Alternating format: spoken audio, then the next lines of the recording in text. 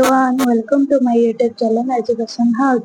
आज ଆମେ ପ୍ରଥମ ଶ୍ରେଣୀର ପାଠ 22 ୱିକେଟ୍ ଉଡିଂ वाला ପାଠଟିର ଅଭ୍ୟାସ କାର୍ଯ୍ୟଟି କରିବା। ଦେଖ ଅଭ୍ୟାସ କାର୍ଯ୍ୟରେ ଆମର 1 ନମ୍ବର କ'ଣ କହିଛି, ଚିତ୍ର ଦେଖି ପଢିବା।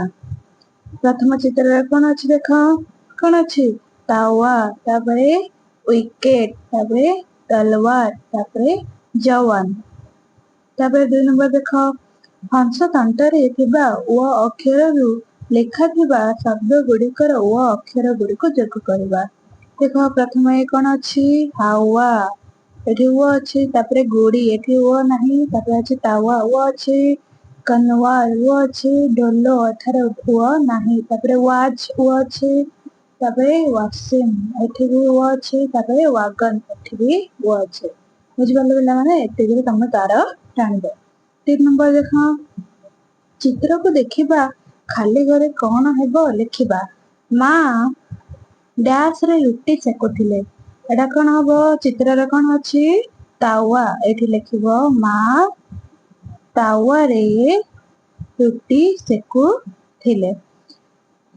ୱିକେଟ୍ ହେଲା, ଦେଖ ଏଠାରେ କ'ଣ ହବ ୱିକେଟ୍, ୱିକେଟ୍ ହେଲା।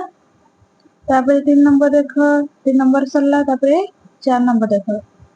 4 ନମ୍ବର କ'ଣ କହିଛି, ବିନ୍ଦୁ ଯୋଡ଼ି ଦେଖିବା କ'ଣ ହେଉଛି। ଦେଖ ଏଠାରେ ଆମେ ବିନ୍ଦୁ ଗୁଡ଼ିକୁ ଯୋଡ଼ିବା। ଏଠାରେ କ'ଣ ହବ ଦେଖ, କହିଲେ ଦେଖି, ଏଟା ଗୋଟେ କ'ଣ ହବ, କ'ଣ ତଲୱାର, କ'ଣ ତଲୱାର ଗୋଟେ ହେଲା। ବୁଝିପାରିଲ ପିଲାମାନେ। ତାପରେ 5 ନମ୍ବର କ'ଣ କହିଛି, ଚିତ୍ର ଦେଖି ପୁରା ଧାଡ଼ି ତଳ ଘରେ ଲେଖିବା। ଚିତ୍ର ଦେଖି ଆମେ ଏଇ ଦୁଇଟି ଧାଡ଼ି ଯୋଉ ଅଛି ସେଟାରେ ଲେଖିବା। ଦେଖ କ'ଣ ହବ, ହାୱାରେ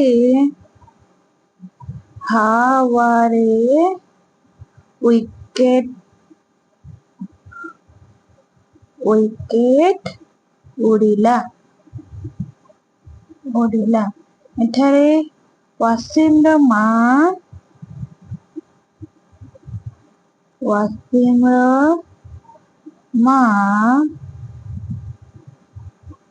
ତାୱାରେ ଆମଲେଟ୍ ହେଲା, ଏପରି ତମେ ଲେଖିବ। ବୁଝିପାରିଲେ ପିଲାମାନେ। ତାପରେ ଦେଖ 6 ନମ୍ବର କ'ଣ କହିଛି, ର ଫଳ ଲାଗିଥିବା ଅକ୍ଷରକୁ ଗୋଲ ବୁଲାଇବା। ଏଠାରେ ଆମର ଦେଖ ର ଫଳ ସବୁ ଜାଗାରେ ଲାଗିଛି, ତ ସେ ଅକ୍ଷର ଯାକୁ ଆମେ ଗୋଲ ବୁଲାଇବା। ପ୍ରଥମେ କ'ଣ ଅଛି ଫ୍ରକ୍, ତାହେଲେ ଏଠାରେ ତମେ ଗୋଲ ବୁଲେଇବ ହେଲା। ତାପରେ ଅଛି ଟ୍ରକ୍, ଏଠାରେ ଆମେ ଗୋଲ ବୁଲେଇବା। ତାପରେ ନକ୍ଷତ୍ର, ତରେ ର ଫଳ ଅଛି ତ ତର ଗୋଲ ବୁଲେଇବା।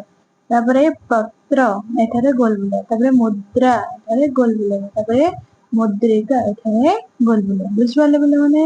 ତାପରେ ଦେଖ 7 ନମ୍ବର କ'ଣ କହିଛି, ହଳନ ଲାଗିଥିବା ଅକ୍ଷରରେ ପିଲାର ବଲ୍ ପଡ଼ିବ, ବଲରୁ ଗାର ଟାଣି ସେହି ଅକ୍ଷରକୁ ଯୋଡ଼ିବା। ଦେଖ ଆମର ଏଠାରେ କେତେ ଗୁଡ଼ିଏ ହଳନ୍ଦର ଅକ୍ଷର ଦେଇଛି, ସେଗୁଡ଼ିକ ଆମର ବଲକୁ ଆମେ ଯୋଡ଼ିବା। ଦେଖ ପ୍ରଥମେ ଏଇଠି କ'ଣ ଅଛି ଗୋଲ, ଏଠାରେ ହଳନ୍ଦ ଅଛି, ହଠାତ୍ ଏଠାରେ ବି ହଳନ୍ଦ ଅଛି, ଫୁଟବଲ ଏଠାରେ ବି ହଳନ୍ଦ, ଗେଟ୍ ଏଠାରେ ବି ହଳନ୍ଦ। ତାପରେ ଦେଖ କ'ଣ ଅଛି, ଏଠାରେ କ'ଣ ଅଛି କୋଟ୍ ଅଛି, ଏଠାରେ ବି ହଳନ୍ଦ ଅଛି, ୱାଗନ, ତାପରେ ନୋଟ୍ ହେଲା। ଏତିକିରେ ତମେ ଗାର ଟାଣିବ। ବୁଝିପାରିଲେ ପିଲାମାନେ। ତାପରେ ଦେଖ 8 ନମ୍ବର ଗାଇବା ଓ ଲେଖିବା।